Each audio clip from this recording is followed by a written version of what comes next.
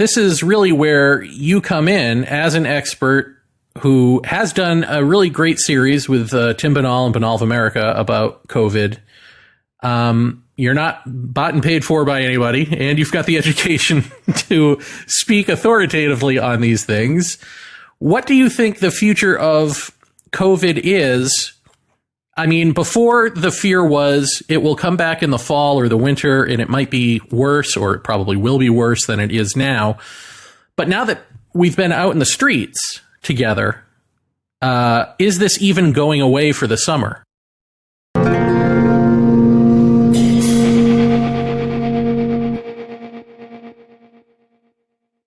Aloha, ladies and germs. It's Jeremy Vaeni. You're listening to Our Undoing Radio, and you're listening to part 2 of my interview with microbiologist Tyler Kochjon. This week we will be discussing COVID, the future, what the future may hold for us with this disease. This is his wheelhouse, folks.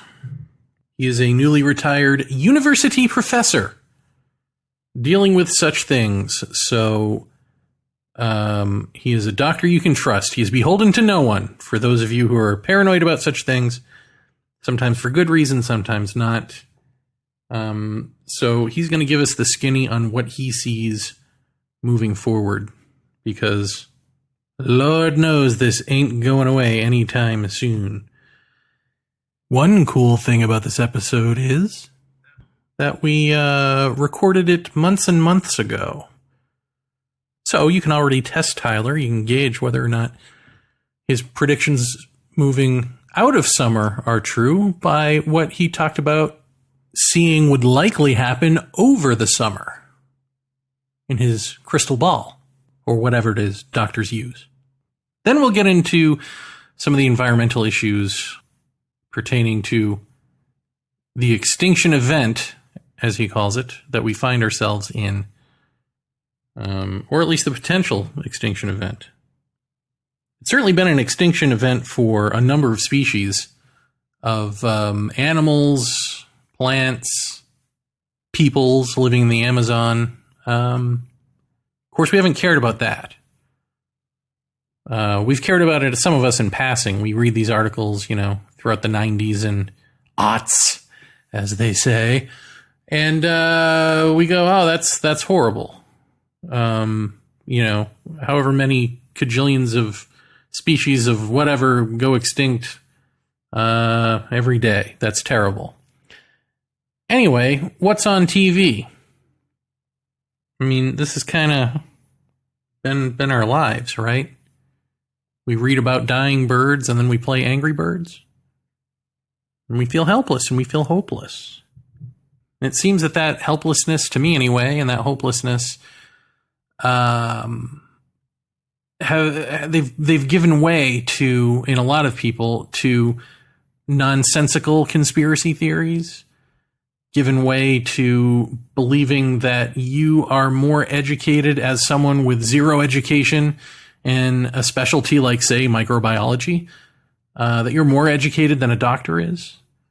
Given way to the nonsense of our ego deflection of the fear that not only are we on the precipice of our own demise, but we've done it to ourselves. And we so don't want to deal with that, right? So it used to be that we kind of felt bad about it, but we still did nothing. And now it's so out of our control, so topsy-turvy, as to call into question whether we really had any control or not. But yet we're still here. We're still alive. And so we're still struggling with the illusions of our society. The illusions that we grew up in, that are, even though they're sort of crumbling all around us, even so they're sort of blowing away in the wind. This is what happens. Not to everyone, of course, but to a large segment of the population. We go crazy. Why do we go crazy? Because the logical, rational underpinnings that we thought were underpinnings of our society have shown themselves to be false, to just be rationalizations, rationalisms. or to be rational to the extent that things work the way we hoped they worked and the way we set them up, to the end of them working that way.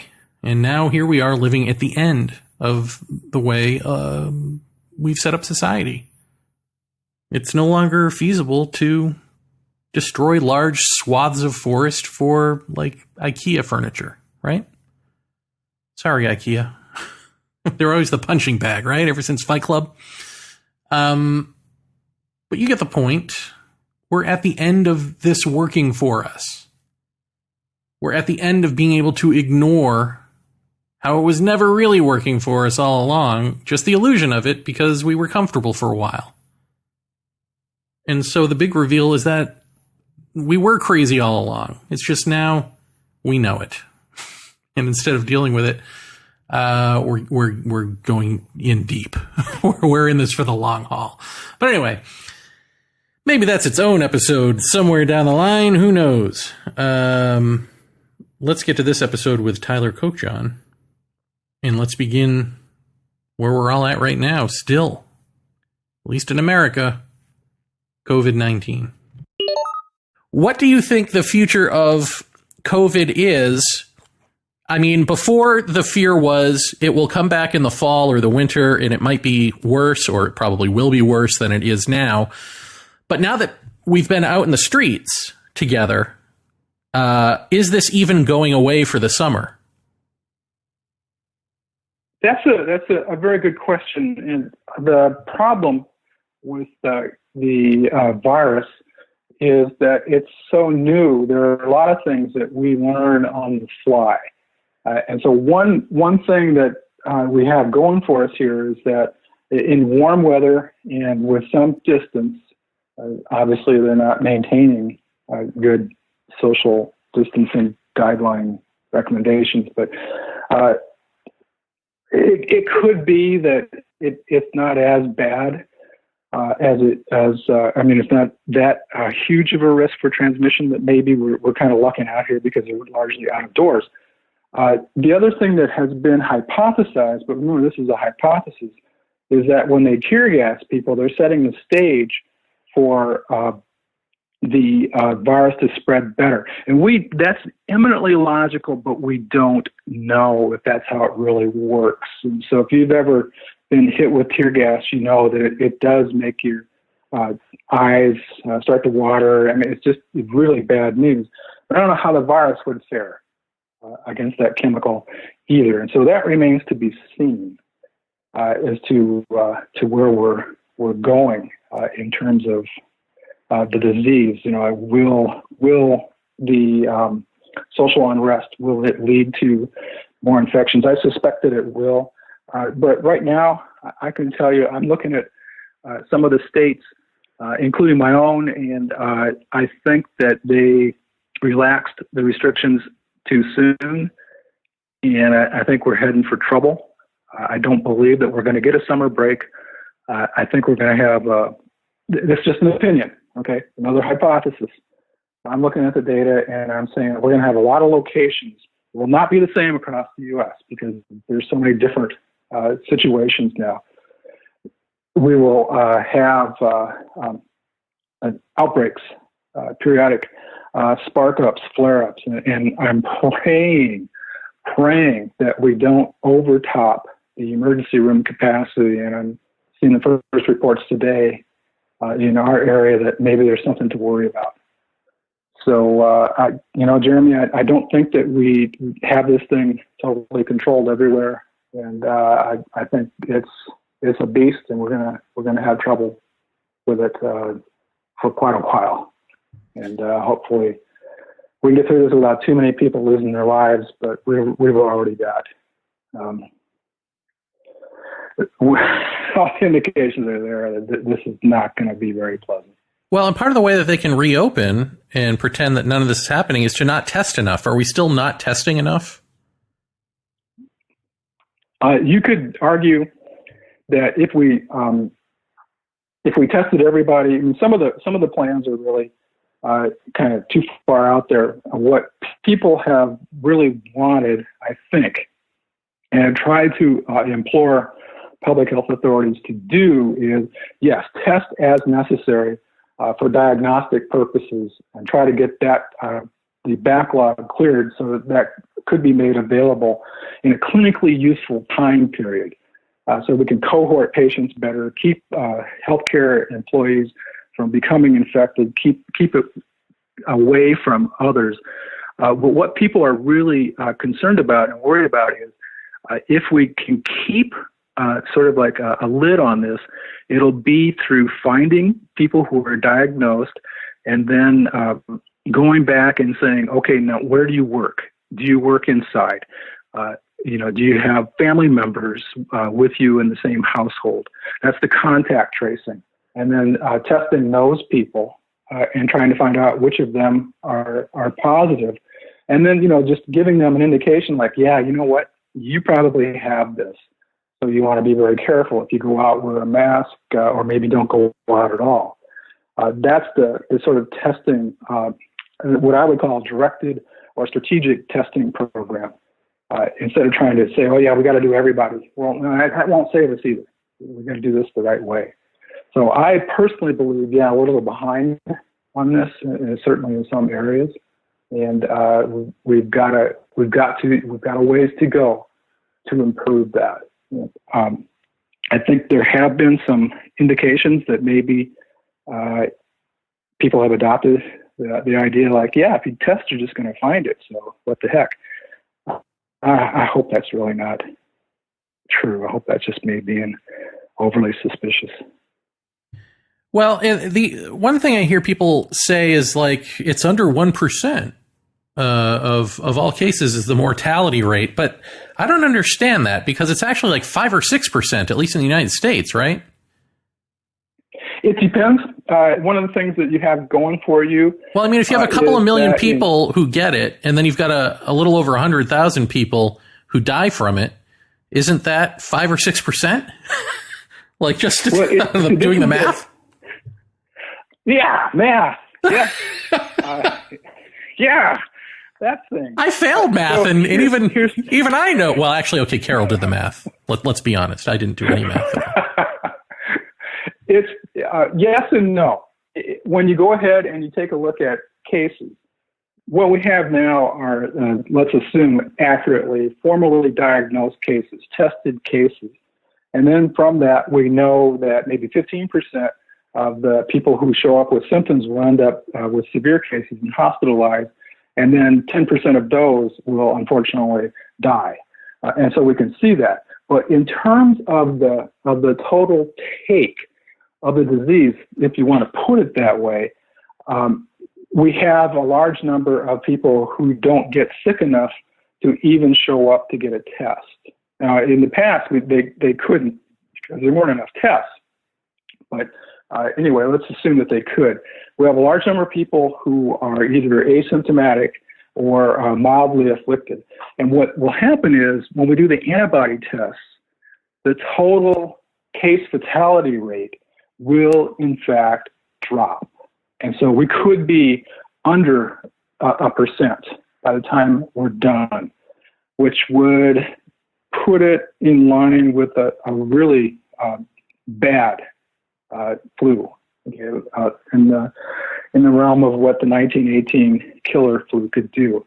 Now, let me take that away and say this agent, even though you could say, well, 99% of the people will survive it, is still dangerous because almost 100% of the people are eligible for it.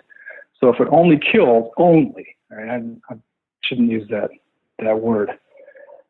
1 out of 100, we're looking at millions of people gone. Okay, we have over 300 million people. It's going to be a scourge if we don't keep this thing under control. And give it the chance. They don't know what to do. Let me ask you this. I can't remember his name now, but when I was doing Paratopia with Jeff Ritzman, we had on a psychologist who was talking about hypnosis.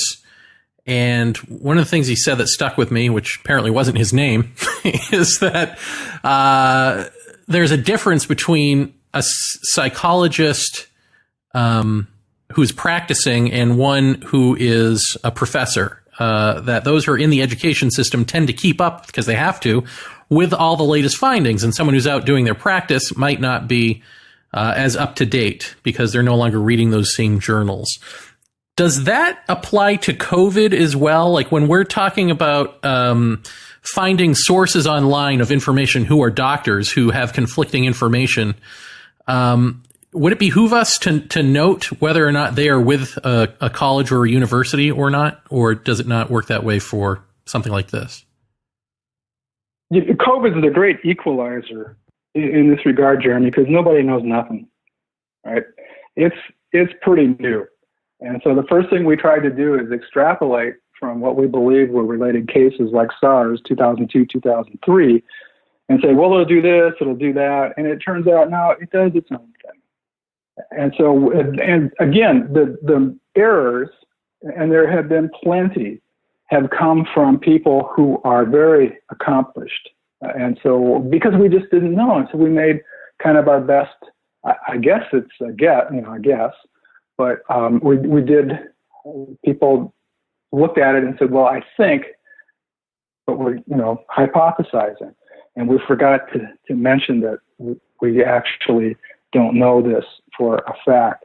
And that makes it, the situation a little more dangerous because people can start to supply their own facts that can be hard sometimes to refute. And so one of the things that has been very interesting is the notion of where did this come from?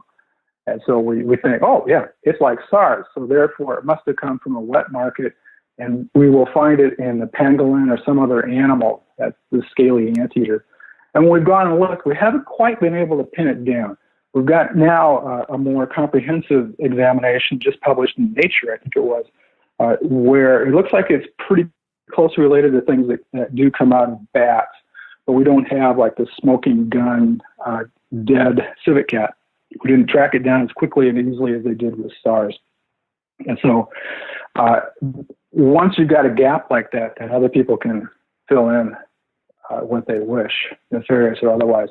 So yeah, I do want to appreciate that you always do want to ask, like, what can this person know? What are their potential conflicts? And how much authority do I want to accord their prognostications? Recognizing, though, in this particular instance, it's really been difficult because we are literally learning as we go. And you can see that.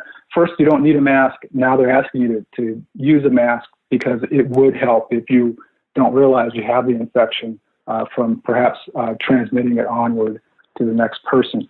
We learn these things as we go along. Well, that sounds like something that would be obvious with any virus or sickness. Like, I don't know why you wouldn't just say, yeah, wear a mask because it keeps you from getting other people sick. Oh, well. Like, how is that a part of this learning process? That should have been known, wasn't that known with the plague doctors back? They wore masks. Yes, they were fighting bacteria, though. A little bit different. But really, though? But, it comes out of your mouth and your nose. Like, what? We know this, right? Or was that part of the problem? Yeah. We didn't know that it was being airborne. We did not. We think or thought that, well, yeah, it could be airborne, and that would be really disastrous. But a true airborne agent, say like measles, somebody could have the measles, walk into a classroom, cough, cough, cough, cough, cough, and then walk out. And 2 hours later, a new class could convene in there, and somebody draw in the agent into their lungs and get infected. That's a true airborne. This one seems to be more droplet, and that's where the idea of let's just space people away, and that will help. What they're saying now with the mask is a way to even increase the margin of decreasing onward transmission even further. The mask would help with that. Remember, the mask isn't going to save you. There's no perfect sort of situation where you are not going to be at some risk. We're just trying to improve things. But it does create some problems because first you say this and then you say that, and people get frustrated, and I guess that's natural. Yeah, I well, understand that. let's tie the last two bits we just talked about together. The frustration of the vaccine and whether we can have a vaccine. At first, it sounded like no, there wasn't. And then some guys from Oxford said, we're on it. We'll have it post haste. But I recently saw Michael Moore, the filmmaker, in an interview. And curiously, he mentioned that he has sources in all sorts of places, like really, we can believe him, that are saying there ain't going to be no vaccine for at least the next 2 years. And the powers that be don't want to say that out loud because they don't want to worry us. Can we know whether or not we're going to have a vaccine post haste in 2 years or ever? Okay. Here's the interesting thing. You have to parse everybody's words very carefully because just as you mentioned, people don't want to say out loud. And so it could be that certain people don't want to stoke the fears of defeatism, I guess it's not really defeatism, too much by saying, yeah, it'll take years. Usually it does, but we're working very hard. A lot of people are working very hard to move this up. And so what you have to watch out for is we could have, let's just say, a vaccine very quickly in a matter of months, but then you got to produce the thing. And it sounds so simple, and we're so used to medical miracles. Okay, that something comes up, you get a pill, you get vaccinated. We're so used to that, and it has become invisible to us what all that really takes. So the question becomes, all right, let's say we have something, the RNA vaccine is going to work now. How do we package it? What kind of buffer do we put it in? What kind of container? How do we seal that? Can we use a butyl rubber seal? Will that hurt the product? Is it going to be in a multi-use vial? How long will it last? Getting it from hypothetical or, it worked the way we want it to mass produce itself is going to be an immense challenge. Now, we can do challenges, but what we don't want to do is rush ahead too fast and then find out that it has really bad side effects or unanticipated adverse events is how we put that in science. So there's a lot to this, and that's where I would say when reporters talk to some of these people, they need to get very specific, and then you can watch them squirm when they. But do you mean by October we'll have 100 million doses? Maybe not. So there's a lot of positive results. We will have a vaccine or vaccines, Jeremy. Right. That day will come. How great they will be, or how side effect plagued they will or won't be, remains to be seen. But I'm confident that we will have something that will work in the majority of cases. And in addition, we will have other mechanisms to bring this thing under control. And that could include antibodies, passive immunizations that could save people's lives. And those are coming along. So we will have mechanisms to stop this. I just can't tell you when. In a less purely rational world view, let me also just say that Michael Moore, Carol read to me this morning on Twitter. He wrote a little poem or something about all of this and basically drawing attention to how interesting it is that George Floyd says, I can't breathe. And the problem is, of course, with police brutality there, but then also the problem with the world at large is with Mother Earth, the, global warming and pollution and all of that. Can't breathe. But also, I don't think he mentioned this, the pandemic. The pandemic is also I can't breathe. So George Floyd really is giving voice to all of this stuff. I mean, not on purpose, of course, but it's there, isn't it? It's interesting. It seems like he really has captured the problem of 2020 onward that we can see, which is I can't breathe. How do you think that ends, Tyler? Do you think we end up breathing, or do you think we end up something else? Well, isn't that what you and Chiokason kind of touched on? in your episode is that, I guess there's been two now, that we are maybe heading for either reconciliation or, I guess I'll use the term the Chinese used when they were looking at their laboratories, rectification by Mother Earth. I would say we have a lot of factors coming into play that could cause us grief. The pandemic being one of them, but the pandemic isn't going to be the great thing that wipes out humanity, and we've already gone through that because, by and large, as terrible as it is, most people will still survive it. And when it comes to scourges, we are the problem. So, that Mother Earth isn't going to solve it with coronavirus. Maybe it'll something else will come out later. But everything, like it or not, everything is connected. And I think what you see with the civil unrest right now is a lot of things that have just been conflated together. And police brutality being maybe one of them amongst several. And so it's very difficult to see how this plays out.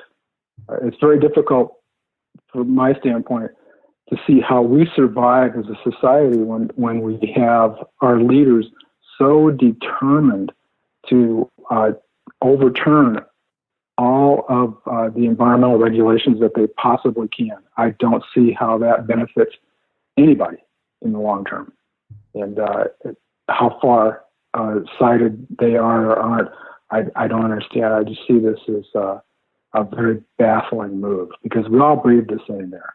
Yeah. We all depend on Mother Earth. Well, I see this as we're at death's door. And what that means is some people see transcendence and some people see suicide. So there's a big faction trying to suicide us into extinction, unconsciously.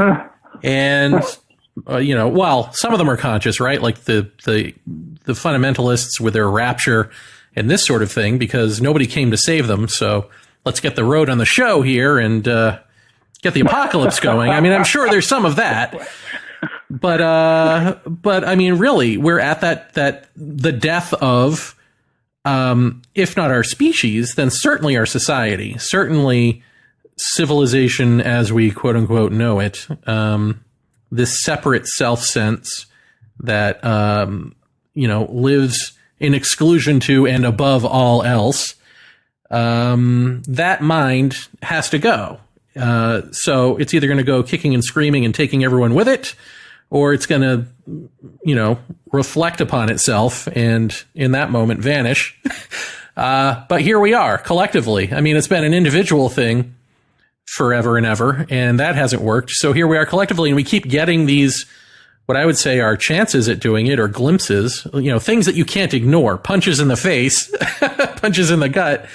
And maybe this is the one. Maybe this is the one that we can't ignore, but they're coming fast and furious. And so I think when that happens, it tends to look coordinated, and you tend to think that there's got to be an invisible hand at work on some level. And it's really us doing it. It's us living in the consequences of our own denial. The end. I can tell you the answer. Go ahead. It's A. We're going to go kicking and screaming. Okay. Yes. I have absolutely no doubt about that. But I understand where you're going with this, and it is very concerning. And so, for me, one of the things that I was concerned about ever since Earth Day. I remember the first Earth Day.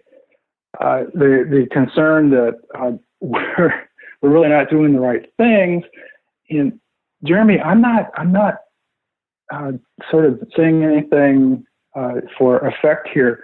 I remember being in college, and one of the professors, his name was Ken Baldwin, said, "You guys, my class, my generation, you're going to have to solve this global warming thing." And he this was 1970, okay? And so he's talking about exactly what has come to pass. Exactly. And these people saw it clearly, and nobody listened. The only time, and I mean really the only time, that we got nervous was when Rowland, I think it was, and Molina published a paper about ozone depletion, and they managed to rally the planet to do something about chlorofluorocarbons, CFCs, and save the ozone layer. They actually did do something. But other than that, our track record's pretty bad, and we've got this extinction crisis looming over us. You look at the corals. You probably have seen in your time in Hawaii how the ocean is changing. This is not sustainable, And so, like you say, we put ourselves above. That's a very shallow view of how things really work, because when we talk about the great deficit of insects, and we've chemically, sterilized the planet of insects, you're next, bud. Okay, you're cutting the base of the pyramid out. We're done. We're killing ourselves. So great. We've got big yields of corn, like we've never had before. Wonderful. And there isn't room in our world for migratory monarch butterflies. We're not smart enough to figure out how to coexist with them. For Christ's sake, maybe okay, that's it. I gotta stop now.